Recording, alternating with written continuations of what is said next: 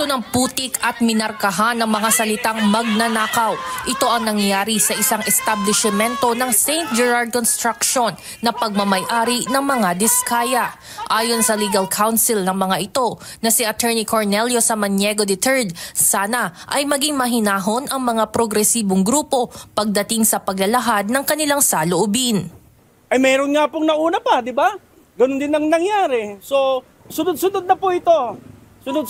Sunod-sunod na po itong mangyayaring yan. At nagtataka ako, bakit parating diskaya? Parating diskaya. Sumusunod ho tayo sa batas, tumatalima po tayo sa kung ano ang patawag ng Senado. Bakit ho kami ginaganito? Sumusunod ho kami. At parating diskaya. Ano po ang nagawa ng diskaya? Dagdag pa nito, negatibo ang nagiging epekto sa pamilya, hindi lamang sa mag-asawa, kundi pati sa mga bata. Malungkot sila. Bakit nangyayari ito?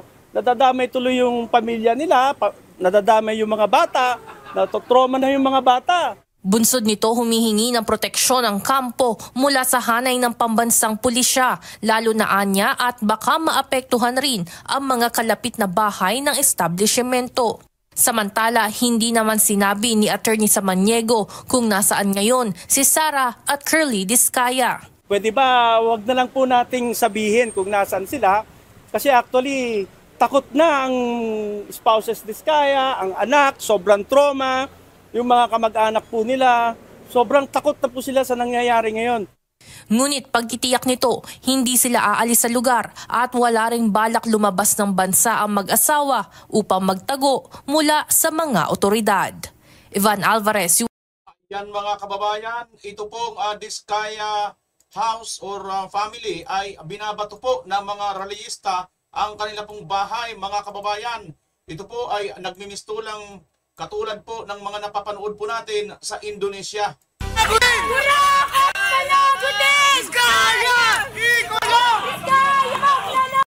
Ayan mga kababayan, ano ho? Kurakot panagutin, Diskaya ikulong. Ayon po sa sigaw nitong mga rallyista na siya naman pong kinundina nitong abogado nitong pong mga Diskaya, mga kababayan. At ngayon po, mayroon din pong isang engineer, mga kababayan. Naalala nyo po yung isang gobernador na sumisigaw ng matay mingaw man, usap-usap. Naalala nyo po yung mga kababayan? Naku po, mukhang sabit na naman po siya dito ngayon sa atin na pong video na mapapanood. Sapagkat mayroon daw pong isang video, mga kababayan, na inyo po ngayon matutunghayan dito sa ating channel na nagsisiwalat po na magiging witness daw po siya, isang engineer, mga kababayan, na nanawagan po kay Senator Marcolita. Ito pong isang engineer, mga kababayan. Ito na kaya ang magiging susi para magkaroon po ng kalutasan ang malaking problema sa ating ngayon sa ating bansa. Partikular na itong mga kurap o panggungurap dito nga po sa DPWH at saka dito nga po sa mga House of Representatives, mga kababayan. Ngayon, marami po tayong pag-uusapan at ito daw pong sinasabi nila di umano, mukhang piki daw. Ito pong kakaroon nga po ng sinasabing ito daw si Saldico ay nagpapagamot nandoon sa Amerika na ngayon, mga kababayan. Si Saldico ba ay naniniwala kayong tumakas na, ayaw ng panagutan kung ano man ang mayroon po dito siyang pananagutan sa Pilipinas, kung mayroon man, mga kababayan? Yan po ang ating pag-uusapan at mapapanood ngayon sa araw na ito. Ngunit bago pa po natin panoorin yan at puntahan, mga kababayan, muli ako'y nakikisuyo. Sa ngayon pa lang po nakabisita sa aking channel. Nakikisuyo muli tayo na pakisubscribe ang channel natin, VMR Channel, para naman sa ganon, lagi po kayong updated sa lahat ng aking mga upload. Kung inyo po mamarapatin, paki-like at paki-share po ng ating video ngayon, mga kababayan, para kumalat pa po ito at mas marami pa pong makaalam nito. Malaking tulong at malaking bagay na po yan sa amin, mga content creator, mga kababayan. Yung subscribe, wag po kayo matatakot, wala pong bayad yan. Sa bandang dulo po ng comment section, mga kababayan, comment po kayo, ano ho? At para mabasa ko po ang inyong mga sasabihin kung ano pong inyong komentaryo. Tuloy na po tayo, mga kababayan. Ito po ang video, mga kababayan, na akin pong tinutukoy sa inyo, kung inyo pong matatandaan. Mayroon pong pangyayari dyan nga po sa parting Kabisayaan, partikular sa Negros, ng isang gobernador na sumisigaw na Matay mingaw man, usap-usap. Di ba, gumaganon mga kababayan, di ba? May gumaganon na isang gobernador, naalala niyo siguro yan, ano? Si Sagarbarria. Nako mga kababayan, mayroon pong isang sumisigaw ngayon na isang magwi-witness, mukhang nakahanda pong mag-testify dyan sa Senado at aabangan po natin ito, mga kababayan. Kaya ito na po, panoorin po natin ang mamang ito. Ano po ba ang nangyari sa kanya? Mukhang nakaligtas po yata ito sa pananambang, mga kababayan. Magandang araw po, Senator Marcolita, Rodante Marcolita. Ako po si Engineer Angelito Mendoza ng Barangay Manalongon, Santa Catalina, Negros Oriental. Isa po akong maliitang kontraktor at may dalawang quarry area operator. Humingi po ako ng tulong na maimbestigahan at ma-facilitate inquiry ang pamamaril sa akin noong August 27, 2025 para mahuli po at magkaalaman ang talamak na korupsyon dito sa aming probinsya. Isa po akong witness sa kasong isinampa ni Kitty Torres sa aming gobernador na si Chaco Sagarbarria. Ayun mga kababayan, narinig nyo na, isa po siyang witness sa kasong isinampa ni Kitty Torres dito po sa kanilang gobernador na si Chaco Sagarbarria. Yun po yung sinasabi po natin na matay mingaw man, usap-usap. Di ba yun yung mga kababayan, alala nyo yun noon?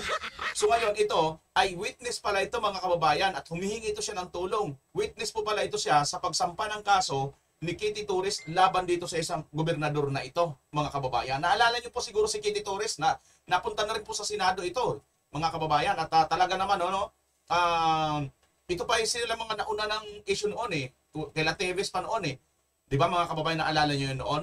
So ito pa pala, mayroon sila ngayon mayroon silang kaso. Ito nakaligtas mga kababayan sa pamamaril, pananambang At mga tauhan niya dahil sa korupsyon, extortion at operation. Mahigit 3 taon na kaming iniipit nila. Bago nangyari ang pamamaril sa akin, nakapile na po ako sa National Bureau of Investigation sa Manila, at saka sa National Office of the Ombudsman, Visayas. Sana matulungan niyo po ako na mahuli ang salarin at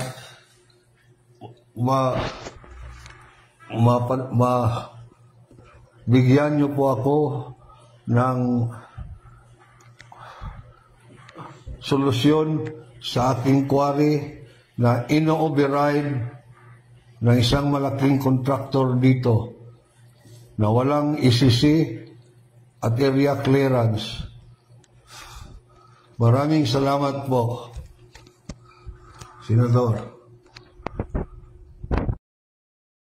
Ayan mga kababayan, ang panawagan po nitong isang engineer din po na mayroong business, maliit na kontraktor po. Nito nga po tungkol sa quarry business na binabanggit niya at nananawagan po siya dito kay Senator Marcolita na tulungan daw po siya mga kababayan. Ngayon, mukhang may kinaugnayan din po ito mga kababayan. Maaari din po natin masasabi, teka Bimar, mukhang ibang kaso yan.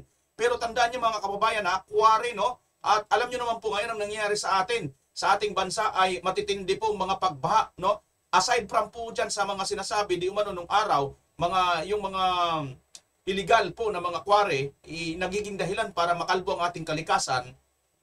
Ito pong mga ginagawang flood control ay hindi po sapat. At kung hindi man sapat, wala po talagang pinapatayo. Kumbaga, mga kababayan, ito po yung mga contributory factor kung bakit po tayo bumabaha ng ulan or tubig or minsan nagkaka-landslide pa. Lahat-lahat ng mga ito mga kababayan at mukhang magtitistigo po ito. Mukhang mayroon po itong masasabit na malaking tao mga kababayan. At aabangan na lang po natin kung ito po ay mapapansin ni Senator Marcolita at ito nga rin po ay masasama po dyan sa pag-imbestiga sa Senado mga kababayan. Sapagkat ito pong Congressman Saldico mukhang tumatakas na mga kababayan or nakatakas na, no? Kasi kung papansinin natin mga kababayan, matagal-tagal na pong hinahanap itong si Zaldico, bakit hindi po siya sumisipot mula po noong nag-umpisa po itong 28th Congress. Biruin nyo mga kababayan, nagpapasahod po ang bayan sa isang congressman na wala pong trabaho, wala pong silbi. Ano nangyari mga kababayan? Nasaan na ba talaga si Zaldico? Tama ba? Totoo ba? Hindi ba fake ang kanyang certificate? Ito, panoorin po natin mga kababayan ang balita. Nasa Amerika na raw ngayon si Ako Bicol Party List Representative Zaldico para magpa-check up. Sa gitna yan ng aligasyong siya ang isa sa mga nasa likod ng mga singit sa pondo noong 2025. Nasa frontline ng balitang yan si Marian Enriquez. Nasaan si Ako Bicol Party List Representative Zaldico? Mula nang magbukas ang 20th Congress, ni minsan hindi pa siya tumapak sa plenaryo. Mula July 28 hanggang August 27, sunod-sunod ang mga pag-absent niya. Yung iba, walang abiso. Isang beses lang daw nagpaalam. Ang madalas niyang dahilan ay nasa distrito o nasa committee meeting siya. Kinumpirma ni House Spokesperson Attorney Princess Abante na nasa Amerika si Ko para raw sa medical treatment. Sa alam ko, he's currently out of the country.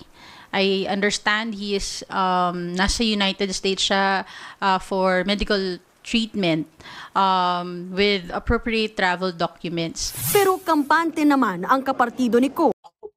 Travel documents ito na nga, binabalita na nga Wala siyang, puro dahilan lang niya, puro nandun sa distrito pero absent siya Ito, naggagaling-galingan itong anak ng Pastor Dela na to Na si Ako Bicol Party List Representative Alfredo Garbin Jr. Kasi may na-mention sa akin na parang 90/60 ang baba daw ng blood pressure niya. So, may ikakandak na extensive check-up. Pero habang nagpapa-check up si Ko sa abroad, namumuro naman ang pangalan niya sa usapin ng budget insertions. Sa huling pagdinig ng House Infra Committee nitong Martes, itinuturo ni Navotas Representative Toby Chanco na nagsingit umano si dating House Appropriations Chairman Zaldico ng higit 13 billion pesos sa pondo ng bersyon ng Bicameral Conference Committee. Git naman dyan ni Garbin, huwag sanang puro akusasyon lang. Dapat may ebidensya yan. Kung may katotohanan man at may irregularidad, ang tamang action dyan ay mag-file siya ng kaso. Wala pang pahayag sa ngayon si Ko. Nagbabalita mo. Tingnan niyo mga kababayan, sinasabi ni Garbin, itong kasama ni Zaldico, kung may katotohanan man, ang tamang solusyon dyan ay mag-file sila ng kaso. Ngayon mga kababayan, di ba mahilig ito sila noon sa House, di ba? Naalala niyo mga kababayan, noon, pag mayroong mga vlogger na nagsasalita, nagkikriticize sa kanila, ipapatawag nila, pagkatapos, iko-contempt. Tama, hindi? Di ba mga kababayan, ganito ang kanilang ginagawa noon, di ba? Ganyan sila noon magpaano sa tao, no? Ngayon, mayroon pong nagsasalita ngayon, na ito nga pong si Mayor Magalong, bakit ayaw nila ipatawag, mga kababayan? Bakit ninyo tinatanggihan yung motion mismo ng mga kasamahan ninyo? Bakit ikaw, Abante, na isa ka dati sa talaga naman, sinasabihan mo si Mayor Magalong, Oy, Mayor Magalong, kung talagang totoo ang sinasabi mo, punta ka rito, magsalita ka, sabihin mo sa Senado under oath, ay sa Kongreso under oath. O ngayon mga kababayan, pakinggan na natin si Mayor Magalong kung ayaw ba niya talaga dyan dumalo sa Congress. Kasi mga kababayan, dalawa po ngayon ang nangyayaring maaaring puntahan ni Mayor Magalong. It's either Senado or Kongreso. Kasi mukhang magkakasabay po ito ngayon. Nauna na nga po, di ba? 2 beses na nagpatawag po si Senator Marcolita ng Blue Ribbon Hearing in aid of legislation dito nga po sa nangyayaring korupsyon patungkol dito sa flood control projects na ito. Mga kababayan. Ngayon, alamin nga natin kay Mayor Magalong kung saan ba niya talaga gustong dumalo, mga kababayan. Hindi kinailan ni Mayor Magalong na mas komportable siyang magbigay linaw sa House of Representatives. Ayon sa alkalde, bagamat marami ang nag-advise na sa Senado na lamang siya dumalo, mas nakikita niyang mas makabubuti na humarap sa Kamara. Alam mo, marami nagsasabi sa akin na nag-advise sa akin na pag sakaling nagkaroon ng hearing, doon na lang ako sa Senate pupunta. Pero alam mo, sabi ko nga na Hindi ako gaano makakapag-articulate dyan sa Senate kasi friendly forces yun eh. Mas mabuti siguro na pumunta ako doon sa House kasi Ayan mga kababayan ha. doon yung controversial issue. Oh, mas mabuti po pumunta siya sa House mga kababayan kasi nandoon ang controversial issue. Mga kababayan, ito nga po yung ating pinagtataka dito. Kung kayo talaga ay walang pinagtataguan, ikaw talaga Saldico kung wala kang pinagtataguan, bakit wala ka na bang dila? Bakit? Pati ba dila mo, stroke na rin? Pasintabi ha, pati ba dila mo hindi mo na kaya makapagsalita? Kahit pa sabihin, nakabaya Zoom ka lang, biruin mo dati, bida-bida kayo eh. Di ba? Nung panahon nung si Vice President Inday Sara Duterte, ay pilit ninyong kinakaladkad doon sa Intelligence Confidential Fund na 125 million lamang na halaga versus dito sa binabanggit sa inyo na bilyon-bilyon. Wala pa nga sa kalingkingan o sa katiting man lang ng dulo ng kuko ang isyong pinupukol ninyo kay Vice President Inday Sara Duterte, pero full force kayo dyan sa Kongreso. At pagkatapos, in-impeach nyo pa. At lahat po kayo dyan, halos lahat kayo, madadaldal, nagsasalita. Ngayon, bakit hindi ka na nagsasalita? Ha? Wala ka na bang kakayahan, Saldico? O talaga namang inaamin mo lang sa mga aksyon mo na yan? Ha? Pinagpapalagay mo lang na talagang hindi mo kayang sagutin dahil mukhang nasusukol ka na rito sa mga nangyayaring ito. Nagtatanong lang tayo kasi, biruin mo, dati ang tatapang, dati talaga naman ang iingay. Pag kung bumanat kay BP Inday Sara, sama-sama itong mga Alipores. Ngayon, tudo tanggol, tudo sasabihin, kayo ba? Ha? Kayo ba mismo yung tawag nito, official na tagapagsalita niko? Tinilaga ba kayo niko na ito sasabihin ninyo, o mga sekretary ko kayo, spokesperson ko kayo? Mayroon bang ganon mga kababayan? Hindi. Kasi hindi official mga sasabihin ninyo, once na once na itanggi yan niko, wala rin kayong magagawa. Ngayon, pagka kinote naman kayo, sabihin ninyo, hindi kasi iba naman yung kay ko, yung palagay lang namin yun eh. After all, wala silang pinapakita mga kababayan, di ba? Kamukha nito, walang pinapakita mga certificate, pero sinasabi nito sa Princess Amante, itong anak ni Pastor Dila, mga kababayan, na mayroon daw records. Samantalang ito, kung titingnan nyo, without notice, without notice, August 4, August 6, without notice, ayun, mga without notice. Ang dami nitong without notice, Ito naman, attending committee meeting. Saan yan? Nasaan yung committee meeting na yan? Ha? Nandito ang trabaho mo sa house. Ito mga kababayan, dito pa lang dapat sabit na to eh. Kasi dito natin pinapasilduhan, pero dito sa trabaho ito natin pinapasilduhan, pero wala dito. Nasaan? Di ba? Tapos ngayon, sasagot itong mga Alipores kung ano-ano lang isasagot nila mga kababayan. At ngayon, nasusukol sila kasi ito si Mayor Abante, talaga naman, interesado si Mayor Abante, Mayor Magalong, na dyan nga pumunta sa HOR, para sa investigasyon. Di ba mga kababayan? Tingnan nyo to. Para magpagamot. Nasaan ang record mo? Wala naman nakakaalam. Ngayon ka lang nagsabi ng ganyan. Katagal-tagal ka nang hinahanap. Ha? Ngayon ka pa lang ba nakahanap ng paraan? Ngayon ka pa lang ba nakahanap ng palusot? At kung sakaling nagkasabay nga, doon ako sa house pupunta.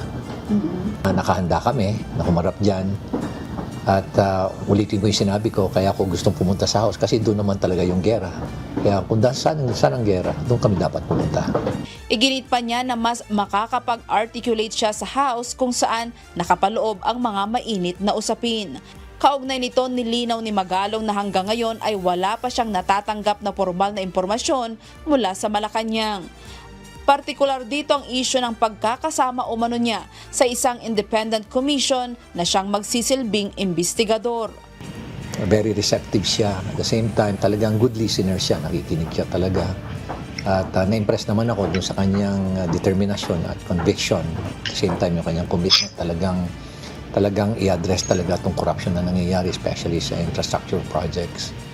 Hindi ko alam kung yun ang nagkaroon ng impression sa kanya, kaya niya ako siguro kinukonsider dyan sa commission. I haven't received anything yet at the moment. Hindi ko rin alam kung kasama ako dyan sa komisyon na yan.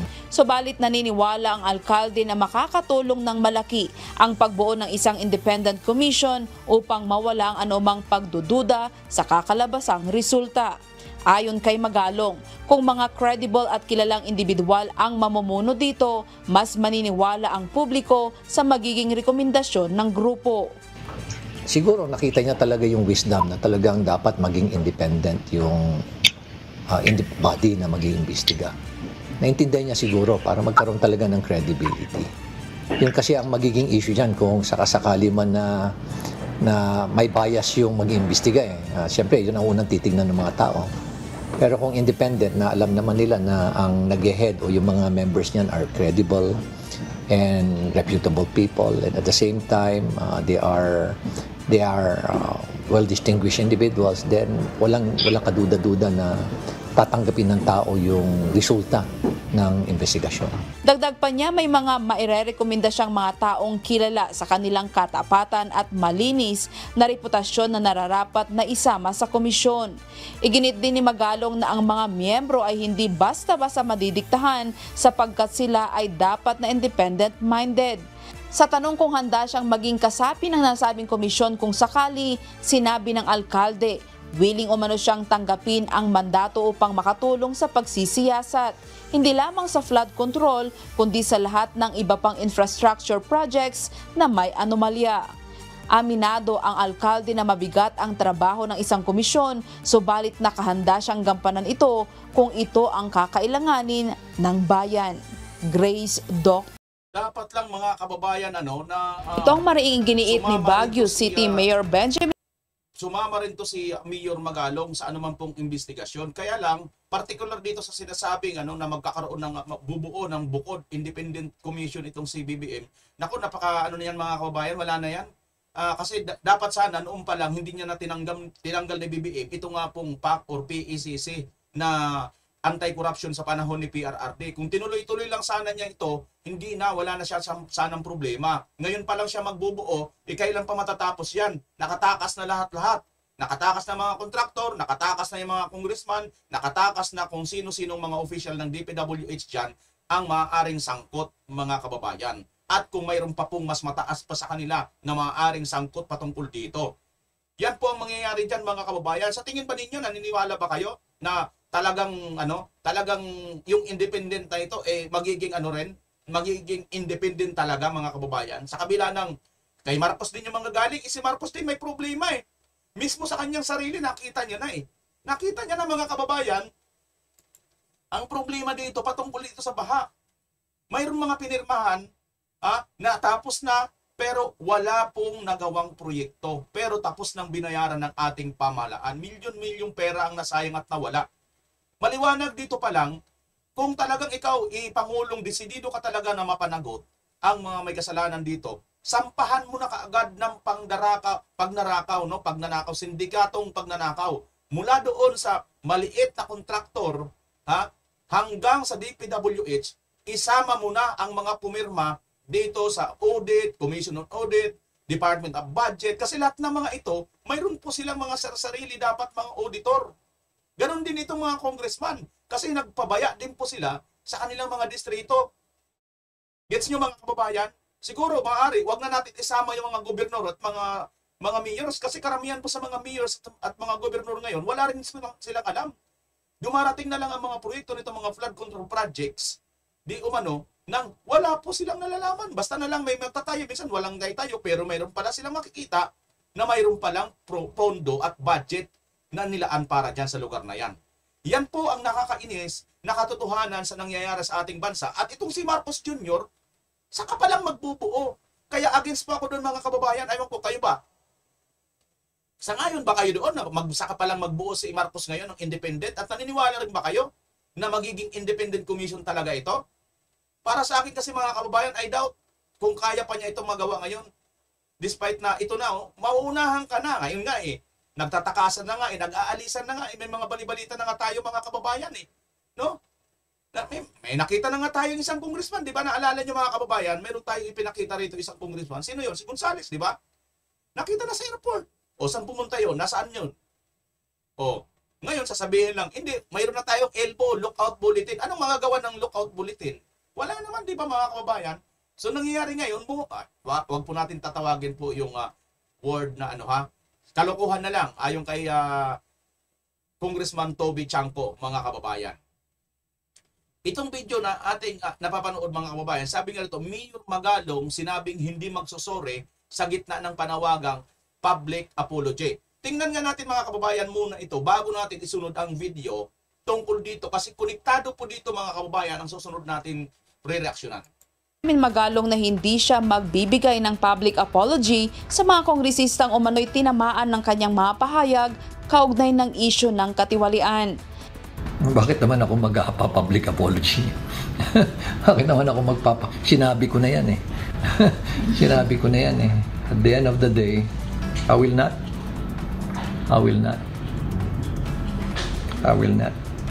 Yeah. Tingnan nga natin kung saan pupunta yung kanilang investigasyon o yung kanilang committee hearing. Opo, dalawa Hintayin na po natin. silang nagsabi. Pero hindi ako mag-apologize. Ayon kay Magalong, malinaw kung sino ang tunay na sumisira sa imahe ng institusyon, hindi siya, kundi mismo mga mambabatas na sangkot umano sa anomalya. Unang-una, hindi ako mag-apologize sa kanila. Sila dapat ang mag-apologize sa taong bayan sa kanilang mga pinaggagawa. Isipin mo, alam naman nila na marami sa kanilang kasamahan involved sa katiwalian. Pero nananahimik sila. Alam ko marami rin sa kanila matitino. Yan. Pero masama. Pinabayaan lang natin. Pinabayaan. Nananahimik dahil nga ayaw nilang, kumbaga, nangyari sa kanila is tolerance. Matatanda na giniit ni Manila 6th District Representative Benny Abante na nararapat lamang magbigay ng public apology si Baguio City Mayor Benjamin Magalong matapos nitong tawaging moro-moro ang nakaambang investigasyon ng Kamara sa flood control projects. Ayon kay Abante, isang insulto sa institusyon ang pahayag ni Magalong at hindi dapat lahatin ang mga kongresista. Giit naman ng alkalde matagal nang malinaw sa mga kapwa kongresista kung ano ang nangyayari, ngunit pinili umano ng iba na manahimik. Dagdag pa niya, ang katahimikan ay hindi neutralidad kundi pakikipagsabwatan. Silence is not neutrality. It is complicity, it is tolerance. Kaya hindi ako naniniwala na wala silang alam. Kaya nga sila naging congressman dahil magagaling sila eh. Kaya imposible naman na wala silang kaalam-alam doon sa mga pinaggagawa ng mga kasamahan nila dyan. Alam na alam nila yan. Kaya dapat kayo po ang humingi ng paumanhin sa taong bayan. Hindi po ako. Pasensya na ho kayo. Mali po yung you're barking on the wrong tree. Binatikos din ni Magalong ang anyay kawalan ng accountability ng ilang contractor at mambabatas na patuloy na nakikinabang sa kaban ng bayan. Partikular niyang tinukoy ang problemadong rehabilitasyon ng Cannon Road na sa kabila ng bilyong pisong inilaan ay nananatiling depektibo. Dagdag pa ng alkalde, apektado rin ang turismo at kabuhayan ng mga mahihirap dahil sa paulit-ulit na kapalpakan ng mga proyekto. Sa huli, nanindigan si Magalong na hindi siya matitinag at hindi kailanman hihingi ng tawad. Aniya, kung may dapat humingi ng paumanhin, yun ay ang mga opisyal na sangkot sa korupsyon. Yan ang hamon ni Mayor Benjamin Magalong laban sa mga kongresistang aniya ay tunay na sumisira sa integridad ng pamahalaan. Grace Dr. Yun, tumpak na tumpak, tamang-tama dito ang sinasabi ni Mayor Magalong, mga kababayan. At ito nga ngayon, nakita na po natin ang nangyari dito sa hearing, dyan nga po sa Kongreso. Itong si Pastor Abante Atrasdila, mga kababayan, ay kayabang-yabang nito pagsabihan si Senator tuloy, si Mayor Magalong na mag-public apology. Pero, nang tanungin sila ngayon ni Congressman Toby Chanco, bakit hindi ipinapatawag itong si Mayor Magalong, abay, Anong sagot ni Abante, mga kababayan? Ha? O, napanood nyo ba yung hearing? Bakit hindi nila pinatawag si Mayor Magalong, mga kababayan? Kasi matatandaan ninyo, kasama itong si Abante, bida-bida rin to dati sa TRICOM, mga kababayan. Naalala nyo yung TRICOM, di ba? Marami po itong pinaiyak na mga vloggers at particular na Duterte vloggers. Duterte supporters, vloggers lang naman po, mga kababayan, ang kayang-kaya ni Abante, mga kababayan. Pero kung katulad na nito, kung kapwa niya na congressman, mayor, hindi nila kaya, mga kababayan. Ha? Bakit nga ba? Bakit nga ba hindi nila kaya? Mamaya natin sasagutin yan, mga kababayan, ano ho? Pero ito muna, naalala ninyo, natatandaan ninyo, di ba marami silang pinapakontempt noon? Pati mga vloggers, pati yung isang pulis noon, si Colonel Grijaldo, di ba? Contempt. Kasi hindi na nagsasabi ng totoo. O ngayon, di ba, andito na si Mayor Magalong. Ayaw niya mag-public apology sa sinasabi ninyong sinasabihan ninyo siya na mali ang kanya sinasabi. Naninindigan si Mayor Magalong. O ngayon, ano na, Abante?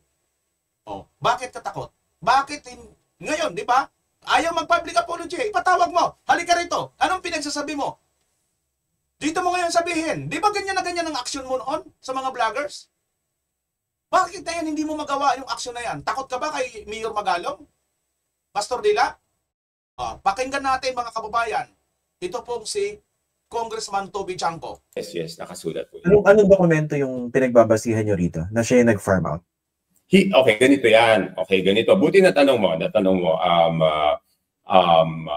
Christian. Di ba hinahanap-hanap na nga kung sino kung ano yung mga insertions, di ba? Hinahanap-hanap yan, di ba? Natandaan mo yun? Di ba, di ba hinahanap kung ano yung mga insertions? So, para malaman kung sino yung nag-propose, hiningi natin sa kanila kung sino yung mga nag-propose. Binigay nila, yan ang mga nag-propose. Tapos yung district, madali mo naman makita kung saan distrito pumunta, di ba? Okay. So yun ang gusto ko ipakita nga kahapon. Hindi ko alam bakit natakot sila na ipakita. Kasi baka sabihin, o inimbento mo lang yung 13,803,693,000. Di ba? Ito yung laman ng USB na pinapakita niya. Oo, papakita ko lang yung title ng project. O, ayan, mga kababayan. Kaya naman po pala, naalala ninyo yung USB na ipinakita ni Congressman Toby Chanco? Ha? Yun pala ang laman noon. Ebidensya pala talaga, mga kababayan. Kaya pala takot na takot itong si Pigil Queen Garen, mga kababayan. At itong si Pastor Orong Dila Abante. Takot na takot din dito kay Mayor Magalong kasi pala itong mga ito may mga bitbit na mga ebidensya. Kaya ayaw na ayaw talaga nila. Allergy na siguro, mga kababayan, para mga sinisilihan ng mga puwit nito habang naghihiring sila dyan sa Kongreso. Diba? Nalala niyo, mga kababayan. Hindi sila mapakali, sa totoo lang. Magkano yung halaga? Sino ang proponent o proposer? Saang distrito na punta? Yun lang papakita ko. Hindi ko alam bakit na naman takot na takot sila. Correct. Pero ito binala kahapon. Formally, it was blocked. Diba ayaw, diba? Diba hinarang ako magsalita nung yung USB pinag-uusapan ko? Diba? Okay. So, next. Baka ba magkabukingan? Hindi, naka-prepare lang ako na parang hindi nasabihin, invento mo lang yan eh. Saan mo kinuha yung 13,803,693? Di ba pakita ko items, di ba? Isa-isa. Pero anong basa niyo, Congressman? Bakit kayo pinigilan? Mukha bang may natatakot na baka mabuking? Hindi, lahat naman ayaw nila. Lahat naman ayaw nila, di ba? Ayaw naman nila. Hindi naman talaga impartial yun. Lokohan lang yung committee na yun. Di ba? Okay. Ayaw nga imbite. Una, hinamon-hamon nila si Magalong na sabi, huwag mo kami lahatin. Papaimbite ka namin para sabihin mo sino yung sinasabi mo na 20%. Sabi naman ni Mayor Magalong, nakita ko interview, pag inimbitan niyo ako, sabihin. O kahapon sabi ko, imbitahin niyo. Hindi, tsaka na kasi madami pa tayong pag-uusapan eh. Paano namang madami pag-uusapan? Di ba yung tinuturo ni Mayor Magalong na pinakamalaking nakuha, 20%, nasa Congress. Di ba kung may nagnanakaw, gusto mo malaman kung sino yung pinakamalaking nakuha, hindi yung pinakamaliit, di ba? Sa kanila, gusto nila unahin yung sinasabi na yung contractor, kumita ng 10%, yung ghost project, talagang yun, grabe talaga yun. Ibig sabihin, 100% nakuha ng kung sino man doon. Pero pagkatapos ng ghost project, gusto nila yung yung mga contractor. Ilan yung ghost project mga kababayan? Kasi yun, 100% talaga yun. Ano ho? Pagkatapos ng ghost project, yung talagang iba pa na may mga anomaly, 20%. O, sino yung mas malaki? 20%. Kaysa naman sa 10%. Di ba mga kababayan? Yung dapat ang unahin. Ang problema, mukhang tinatakasan, mukhang pinagtatakpan talaga ang itong kanilang Panginoon dyan mga kababayan. Kasi talagang makikita mo naman itong si Pigil Queen consistent di ba? May pinigil na rin to nung nakaraan, si Garin, nung nakaraang plenaryo dyan sa Congress, na may nagsasalita, naglalabas din ng ebidensya mga kababayan. Pinigil na naman ni Queen Garin mga kababayan. Ano ba? Alam ko itong si Garin ng araw, may issue din to ng araw mga kababayan di ba? Alam ko na ano rin to na-highlights din ang pangalan nito nung araw. Bata pa yata ako noon Sa bagay, hindi naman tayo tumatanda. Bata pa rin tayo. 19 lang tayo mga kababayan. Ha? Kaya masyado dyan Kaya masyado dyan natitin. Bakit? Yung 20% di na natin alamin kung sino ba yun. Sa mukha ba nagiging selective investigation? Tinututukan lang yung DPWH at mga contractors? Siyempre, meron silang istorya na gustong palabasin, di ba? Kumbaga may sacrificial lamb. Paano naman yung congressman na sangkot? Yun ang tanong dyan Kaya nga, hindi nga pwede imbitahin yung congressman, di ba, Christian? Sabi na hindi ko pwede. Kaya nga, ang question, bakit ba ayaw imbitahin si Mayor Magalong? Di ba, he will say it under oath. O, kung nagsinungaling siya, di may problema siya. Di ba? Hinamon nila Ilan sila nagsalita dyan. Tsaka tignan mo to, Christian, ha? May ginamit silang term, hindi ko na pwedeng gamitin yung term to be sensitive to religion, no? Pero in other words, yung term na ginamit ni Magalong, na sinabi nila kahapon, parang pinapalabas lokohan, di ba? Di ba? Di ba dati ang tapang nila? Pag yung TRICOM, sinabi mo ng loloko, o ano, di ba, papatawag ka, oy, fake news yan, pumunta kayo dito, magpaliwanag kayo. Contempt ka. Contempt ka. O ngayon, bakit di na i-contempt, patawag nila? Sinabi, lokohan Okay, mamaya, balikan natin yung Mayor Magalong. Pero tahimayin natin ito, 13.8 billion. Okay, hindi lang yan. Wait lang, sorry. Itong 13.8 billion na establish na sa BICAM in-insert ni Zaldico at lahat ba yan flood control? Hindi naman lahat flood control, in fairness. Ibig sabihin, iba-ibang proyekto to. Hindi naman lahat flood control. Hindi naman talaga lahat flood control. Okay. Mga kababayan, 13 billion. Itong nababanggit dito ni Congressman Toby Chanco, patungkol nga po dito sa mukhang nandyan sa pangalan ni Zaldico, mga kababayan. Kaya naman pala, ano bang eroplano yung pinagdalhan kay Tatay Digong? Kaya naman pala mga kababayan. Sino kaya ang may-ari ng eroplano na parang pumugsit lang doon sa dahig, mga kababayan? Umuwi agad dito. Pero mo yan. Dati nagiging katatawanan lang natin mga kababayan yung sabi mo, mag-CR ako sa Singapore. Tapos magmirinda ako naman sa Malaysia. Tapos magla-lunch ako sa Indonesia. Tapos sa Thailand naman doon ako mag-dessert. Dati parang nagiging katatawanan lang mga kababayan, pero realidad pala yon dito sa mayroong tayong mga pinaghinalaan ngayon na pag-aari ng mga politiko, ng mga mayayamang tao sa ating bansa, ang isang eroplano na parang umiihi lang doon, nagmerienda lang doon sa Europe. Balik agad dito sa Pilipinas, di ba? Ang tindi, mga kababayan. Ganyan po kalupit, kayaman ang ating bansa.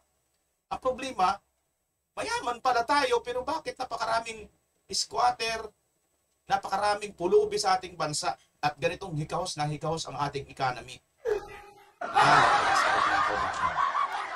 Mayaman talaga yung ating mga mandarambong na mga politiko siguro. No? Hindi ko naman alam, hindi ko tiyak kung totoo nga ba. Komento lang mga kababayan kung totoo nga bang marami tayong mga mandarambong, mga politikong mga gahaman sa pera ng bayan.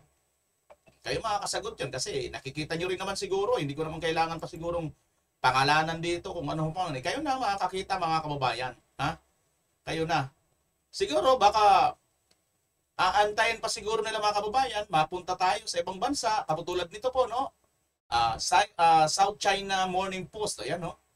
reports of billions of pesos worth of flood control projects that were awarded but never materialized or were substandard have fueled public outrage. Ayan mga kababayan. Sinking fund. Philippines lost up to 2 billion US dollars in 2 years to flood corruption. Grabe. Talagang bumabaha ang corruption mga kababayan. Sinking Philippines na talaga. Sinking funds of the Philippines na talaga. Dahil lubog sa baha. Baha ng korap sa ating bansa. Ano, naniniwala kayo dyan mga kababayan? Nagiging international na tayo? Malapit-lapit na. Mukhang aanatayin talaga siguro nila mga kababayan. Matulad tayo nito. Ayan, no? O, panoorin nyo itong video. Ayan, no? O, isa po yung ano, situation in condition of Jakarta region around 2025. Ayan. Sa Jakarta daw po ito mga kababayan, sa Indonesia. Ayan, no? Anong ano to? Palasyo ba ito? O house ba ito ng ano? Mayaman dyan? O congressman? O ito ba yung kanilang parliament? Ayan, no? Sinusunog mga kababayan. Hinahagisan ng parang buting may apoy, oh. Ayan, mga kababayan. So, antayin pa ba ninyo na hindi po kami naghahikayat sa mga tao, ha? Kasi nag-umpisa na po dito. Baka inaano ninyo, magtuloy-tuloy ito. Ayan, no? Nag-umpisa na po dito. Ayan, no? Binato ng putik at Sumisigaw na po ito minarkahan mga ng mga kababayan natin, no? Oh, dito po sa pamilya Diskaya, oh. Pinagbabato na po, no? Ng putik. Putik lang dyan. Oh, pero dun sa, dito sa ano, ayan, no? May mga apoy, may mga buti na may mga apoy. Ang tawag sa amin dyan natin, yung mga, ano, yung suga, o lampara, mga kababayan. Yan. Napaka, ano na po mga kababayan, napaka dami na po ng mga ganyan. Baka yan pa munang inaantay ninyo na mangyari, ano? Huwag naman sana. Huwag naman sana, kasi nakakatakot, ano, mga kababayan, ano? O, ito, tingnan nyo ito. Huwag naman sana ganito, kasi mukhang nakita ko na ito. Nakita nyo na ba ganito mga kababayan? Baka makita na naman natin ganito na naman makikita natin mga kababayan, ano? Magkakamukha ba? May naalala ba kayo sa ganitong picture mga kababayan? Sana naman, ano, huwag naman sana itong mga nangyari. Baka ganito na naman eh. Kasi itong si Lolo, ano ninyo, pangalan nito, si Lolo Saldico ninyo, eh mukhang ano na rin eh. Mukhang may sarili na rin siyang ano eh. May sarili na rin siyang mundo, ano mga kababayan. At mukhang sinasabi nila, piki nga daw yung ano nito. Piki nga daw yung kanyang sinasabi na palusot mga kababayan na ito daw siya ay nandoon nagpapagaling, nagpapagamot sa ibang bansa mga kababayan. Kayo ba naniniwala ba kayo na si Saldico talaga ay nandoon nagpapagaling o nagpapagamot sa ibang bansa? Sa partikular dyan sa US na sinasabi nga nila mga kababayan. Comment nyo nga dyan kung talagang naniniwala kayo mga kababayan. Ano ho? Itong kanyang medical records, tingnan nga natin ulit ito, balikan na natin.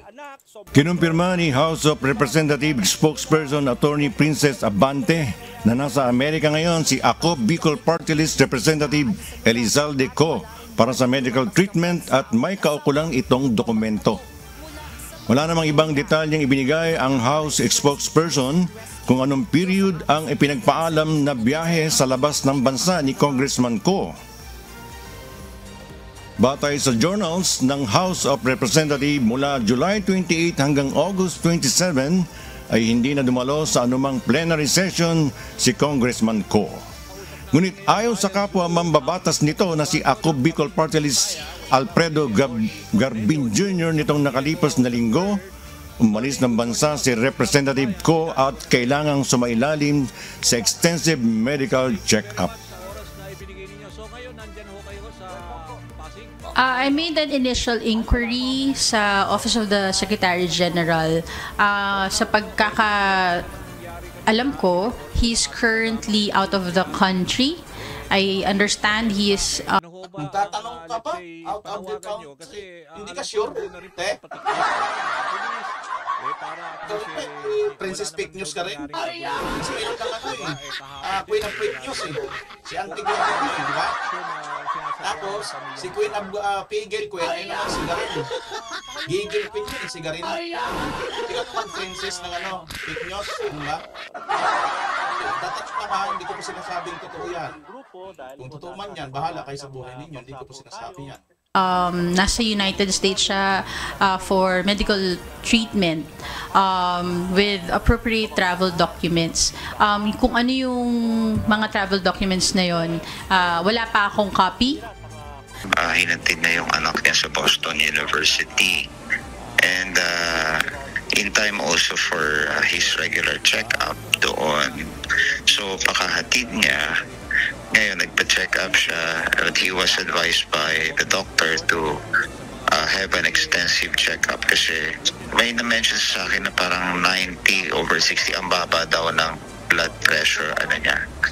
So I mean, may ikakandak na extensive check-up sa kanya.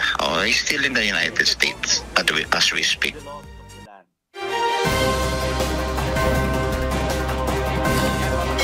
Naniniwala ba kayo dyan na itong si Zaldico nga ba ay nagpapagamot? Bakit parang biglaan yata mga kababayan na nagpapagaling at nagpapagamot itong si Diskaya, itong si Zaldico mga kababayan? Ano ho? Bakit? Sa tingin ninyo, ano ang maaaring nito mga kababayan? Ang katotohanan tungkol dito? Isinuko na kasi talagang kung titingnan natin mga kababayan, okay.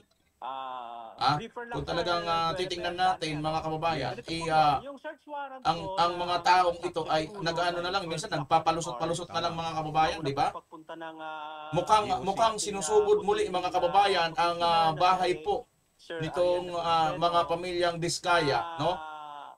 Mukhang inulit po mga kababayan. Meron po akong napapanood na video ngayon, kaso mukhang hindi ko lang pwedeng ipapanood sa inyo dahil nagka-copyright Ito. So nasa kustodiya na po yun ng Korte at ng Bureau of Customs po. Kasi po humingi po sila ng search warrant sa Korte galing sa ating executive judge sa Manila po. Yes. Mukhang maano lang mga kababayan, wait lang ha. Mukhang ano yata to mukhang pangalawa na yata to. Yes. Nung nakaraan po, kahapon, pumunta po ulit ang Bureau of Customs, ang Customs Police, meron din pong ibang mga ahensya, voluntarily surrendered or turned over po sa Bureau of Customs dahil naniniwala kami sa proseso na ginagawa rin ng ating butihing Commissioner Ariel Nepomuceno na gusto niyang bigyan din kami ng due process. Kaya naman po tumalima kami sa panawagan niya na ipakita yung natitirang labing-anim po, voluntarily turnover po sa kanila. Those vehicles were cordoned off, marked, and sealed by BOC personnel po yesterday po at nandun din po lahat sa garahe po sa St. Gerald Building. So all in all, Sir Danny, 28 cars po nasa BOC na. Accounted na po lahat ng BOC. Ng Bureau of Customs po, sir. Pero, attorney, meron kasing report din yung sinabi rin ng opisyal ng BOC, ilan dun sa mga sasakyan, parang hindi yata nakapagbayad. Although sa importer na yun, ng kaukulang buwis or yung customs duties. Ano ho ba ang sabi ho ng kliyente nyo, si Pamilyang Diskaya? Ito ho ba ay talagang nabayaran nila lahat siguro through the importer, pero siyempre hahabulin yung kung sino yung nagpasok sa bansa. Ganito po yan, sir, Sir Danny. Lahat po ng luxury cars na 28, lilinawin ko lang, hindi po isang upuan lang yan binili. Siyempre Na-accumulate po yan, sir. Through the years. Okay, through the years po. Ngayon, binili po nila yan sa authorized car dealer po dito sa Pilipinas. Okay? So, lahat po yan, kung magkano po yung benta ng mga authorized dealer, car dealer, yun po yung binayaran nila. Lahat po, bayad po yan. So, as far as they're concerned, binayaran nila lahat. Yung lahat whatever. Po, lahat po, sir. Sa processing. Lahat bayad. Hindi naman po mariregister yan, sir. Yes. Hindi magkakaroon ng ORCR at clearance sa Highway Patrol Group. Kasi bago mo po rehistro ang isang sasakyan, Yes. bago man o luma, second hand, dumadaan po yan sa HPG. Yes. Tinitignan po nila yung chassis number, yung motor vehicle number. Yan po ang proseso po ng registration ng LTO. Yes. At lahat po ng 28 luxury cars, Sir Danny, nakarehistro po sa LTO. Kahit i-check po natin. Sige, oo. Yun. At least masusundan naman yan ng mga investigasyon, no? Pero anyway, gusto ko lang... Sir Danny, dagdag lang. Sige. Yung kung meron pong pagkukulang sa buwis, no? Sakaling may pagkukulang, Babayaran. ang pamilya ni Kaya, willing naman po kami bayaran. Hindi naman po Yun sila ang malinaw. tumatakbo. Yeah. Okay. Ito pa isang tanong. Dahil ang Senate Blue Ribbon Committee ay meron silang susunod na hearing on Monday. Ang balita namin at alam ko, sinubpi na rin si Curly Vizcaya. Siya ho ba ay darating sa Lunes, attorney? Sir Danny, nagkausap po kami kagabi ng personal.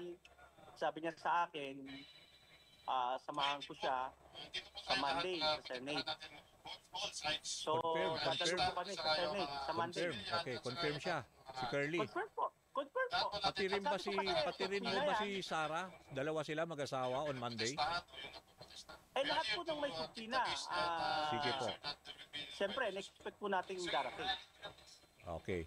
Tapos, isa pa ho, dahil marami akong pwedeng itanong din Yung kahapon ho, medyo dismayado ho si First Lady tungkol ho. Ayan nga po mga kababayan, mukhang muli na naman po nakatikim ng pagsugod ang bahay ng mga or ito nga pong compound, kung ano man ang tawag yun, opisina o bahay, kasi napakarami. Maraming atang mansion to Ano ho? Sana po na mga kababayan. At ito, nakita nga po natin kung ano po ang mga dinidemand dito nga po mga rallyesta. At narinig din po natin ang ating mga kapulisan o alagad ng batas. Nakakapagtaka lang mga kababayan, tinan mo, napakarahas po nitong mga rallyesta na to. Pero talagang nakakapag-penetrate po sila. Samantalang tayo noon, hindi pa nga tayo nakakalapit, andun pa lang tayo sa pinipigilan na tayo mga kababayan, di ba? Walang tayong ginagawa, basta nagsasalita lang naman tayo. Di ba? Ganyan po, makikita nyo po mga kababayan kung sino po yung mga matitino na gusto po ng kaayusan. Hindi ko naman po kinukundina sila dahil kalayaan nila yan, katulad ng ginagawa natin noon. Kaya lang, makikita nyo po talaga, mayroon pong pagkakaiba sa treatment, no? Depende po kung sino yung magrarally. Depende rin po kung sino yung nandyan sa kamay ng kanilang mga kakampi. Dito nakikita natin mga kababayan, nung araw, mayroon tayong napanood isang matanda na nagnakaw ng isang pirasong o nagnakaw ng isang mangga. Ang bilis na kulong, di ba? Yung mama, yung si Lolo, nakulong agad. Nagnakaw ng mangga. Pero ngayon mga kababayan, milyon-milyon pong halaga ng pera ng bayan. Wala pa po tayong nakakasuhan kahit isa. Yan po ang sinasabi ng taong bayan BBM. Huwag mo naman panindigan ang pangalan mo. Bagal-bagal mo, BBM. Huwag naman ganon. Dapat bilis-bilisan mo rin. Ganon naman sana, palitan mo na ang tagline mo, BBM. Bilis-bilis mo rin. Dapat, ganon. Kasi mukhang nagsisitakasan na po mga kababayan. Ayan na po. Kung hindi siya umaalis, hindi siya tumatakas, bakit nung pa lang? July pa lang din niya wala na, no? Hindi mo pala kaya dyan. Ipalit mo na yung mga Duterte Youth Party List. Tama ho ba? Pero hindi Duterte Youth Party List. May tatlong nanalong kongresista. Dinisqualified nyo? Talaga naman. Okay. Ang nakakapwisit pa dito mga kababayan kasi yung reason na pagkaka-disqualified sa Duterte Party List, yung registration nila. Isipin nyo, registration, samantalang 2 times na silang nakakaupo sa Congress. Ngayon pa lang gagamitin yung suspension na yon o pagkakatanggal ng kanilang registration. Nagamit na yun eh. Yes. Yung kaso na yun, noon pa yun. Para pa noon, bakit inaano nila? Tapos itong si Abante na hindi naman nanalo, talo na, nakaupo pa. Tapos ngayon sasabihin ninyo, manahimik na lang kami. Ang tanong namin, bakit? Yun ang inyong sagutin. Pag sinasabihan nyo kaming manahimik na lang kami, babalikan po natin sila ng tanong bakit. Yun lang. Okay, so Isang salita lang. ibang construction firm. Lahat po tayo ng mga to supporter, revise. pag tinanong tayo, Ano manahimik yung na lang kayo phase dyan, wala two naman lang, kayong yung ginagawa. phase Ang tanong ko two sa iyo, lang. bakit? Kasi parang lumalabas sa explanation nyo, yung phase 1, delivered Bakit na kami Sino mananahimik? Di ba? Tama? Tama po. Para lalo kayo ang magpiesta? construction firm Sa ay itong pandarambong Great inyong Pacific ginagawa? Builders na kay Sara Diskaya. Okay, Mga kababayan, yun ang kung sinasabi nyo. tatahimik lang po tayo, Tama po, sir. lalo pong Yung magpipista at phase 2, lalo yung phase pong 2 sino ho nag-authorize na magwawaldas, i-revise? Yung phase 2 hindi mamamayagpag patapos? ang mga masasamang politiko sa ating bayan. Base po Ang mga sa kurakot na mga sabi opisyal ng sa ating gobyerno. engineer, At ito pong mga tao yung, na di the umano, chairman na po, mga yung sangkot si, na mga kontratista, dito po chairman sa na pandarambong yung sa kaban ng bayan. FDCP film. Kababayan, kung ikaw Si ay Chairman Film Jose Institute ba yan? isa ka Reyes sa Reyes talagang ba yun? ayaw tumigil Jose para Javier hanapin Reyes yata. Director Jose ang mga Javier. nangyayari ngayong pagkawaldas, pagkawala ng pera ng bayan. Kami doon sa revision. Okay. I-comment that mo dyan sa explains baba, why kasama hindi ng iyong tapos. lugar At saka may mga questionable, para yung mga pupusuan po yung natin beansprout na kung taga sinasabi saan niya, ka, yung kabayan. tubig, Maraming tutulog salamat sa po mga sa tao, iyo. di ba? Hindi Ito muli si magandang Bimar Channel, pagkakagawa. pansamantalang So, ibig sabihin, magpapaalam dapat yun ay at ipasa na magkita-kita dito sa tayo ibang muli construction firm. kung loloobin ng Panginoon. Pilipinas, as always, God Sige, first. sige, may lang Bye-bye. ako.